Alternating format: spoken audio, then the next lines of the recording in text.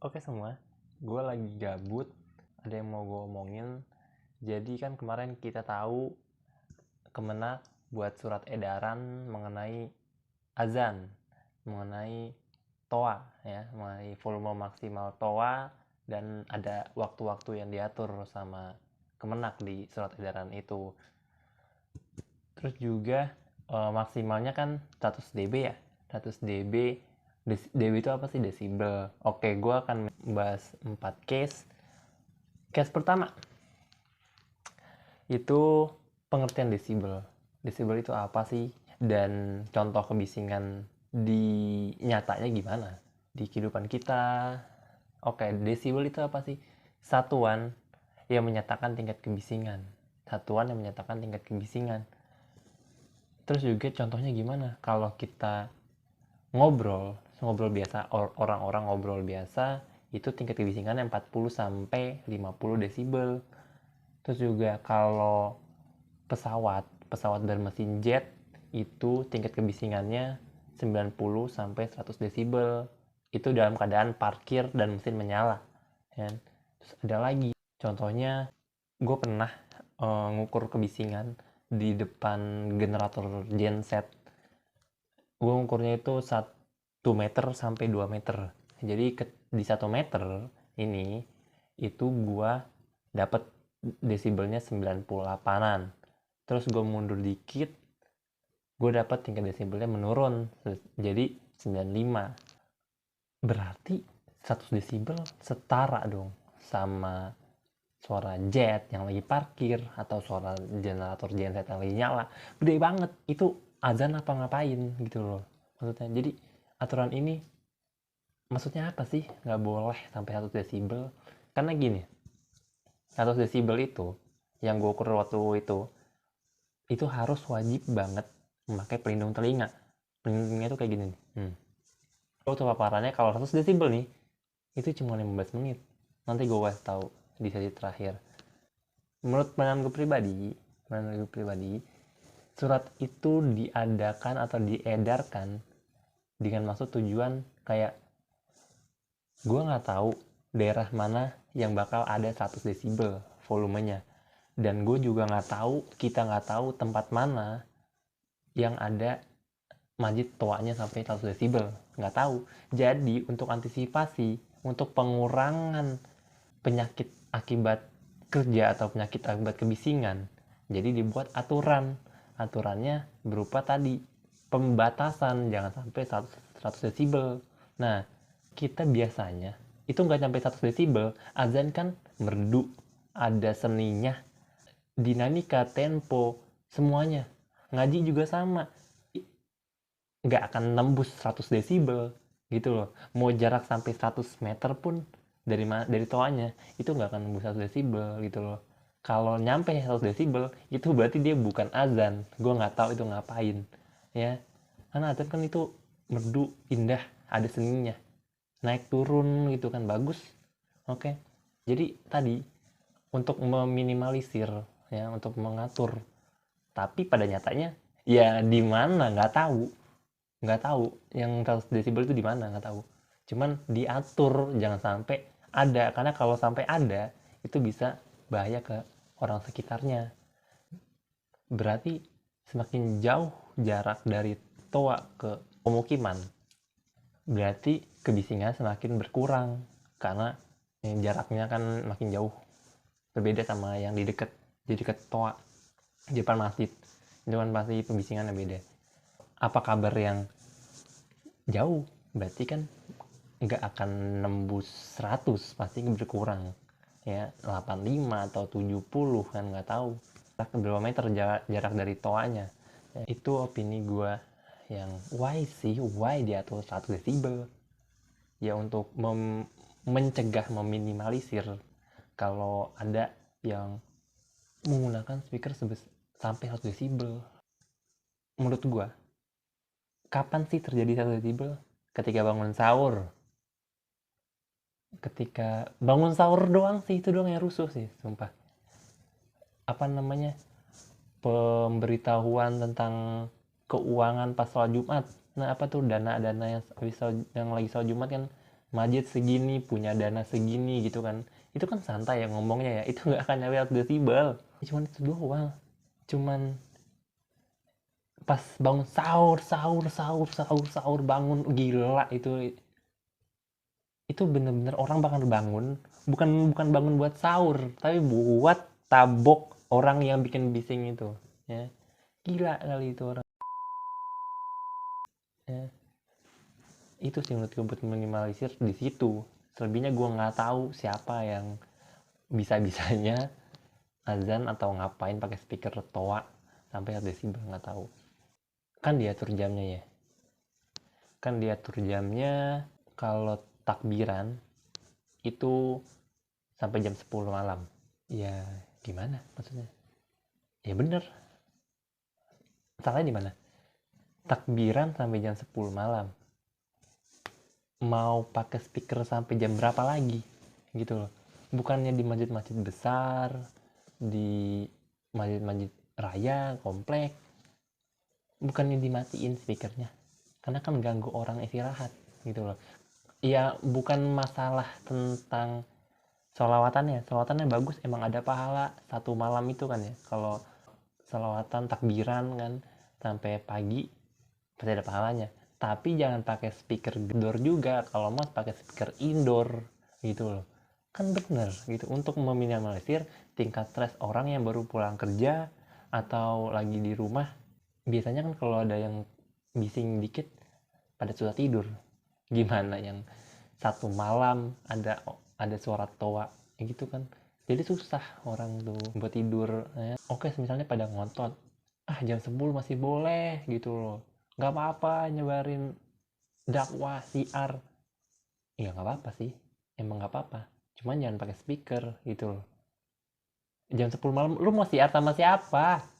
Orang pada tidur ya, atau orang pada di rumah lagi mencoba untuk tidur ya, mau siar sama siapa gitu loh. Kalau emang nih, ini gue nggak tahu terjadi atau enggak, kalau emang dia mau sembilan dengan tujuan untuk ngasih tahu kalau suaranya bagus, ya mau dikasih tahu ke siapa? Nggak ada orang pada istirahat, orang pada mencoba untuk tidur, mau dikasih tahu ke siapa? Dan itu niatnya pun udah salah ya nggak sih? Niatnya udah ingin show up, niatnya udah salah, pengen show up suara bagus, berarti lu dapat dosa satu malam dong gitu loh.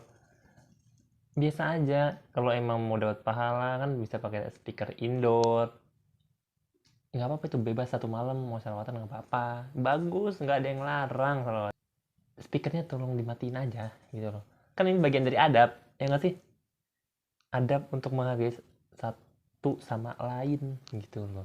Gue mau bahas case ketiga, apa sih diatur waktunya dan desibelnya.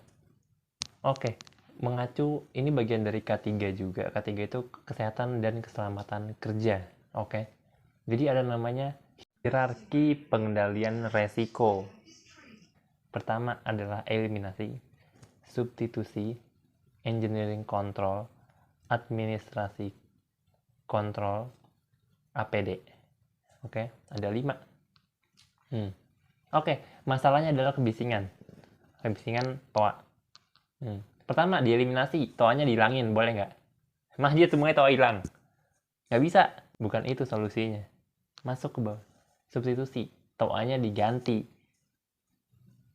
Toa diganti, ya mau merek apapun, kalau emang volumenya itu keras, ya bakal nembus 100 desibel, bakal bising, sama aja.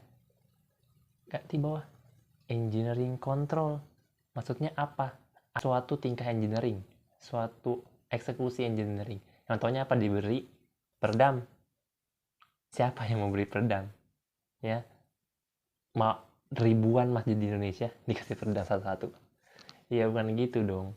Ya, ada lagi nggak sih yang lebih hemat gitu loh? Yang gak usah capek-capek manjat ke atas ngasih peredam gitu. Bawah masuk lagi, administrasi kontrol. Ini maksudnya apa? Regulasi, aturan, atau notis-notis lah gitu. Salah satunya tadi, dibatasi melalui regulasi nggak boleh lebih dari 100 desibel ya. Jadi kalau pakai TOA volumenya jangan kenceng-kenceng, 70% 80% lah gitu loh ya, dibatasi di situ.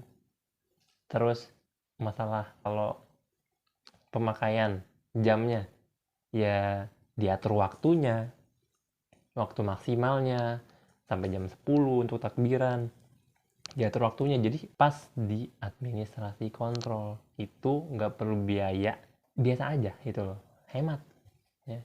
Ini nggak berlaku untuk kebisingan aja ya, untuk kehidupan lo juga bisa. Silakan lo peragain ini.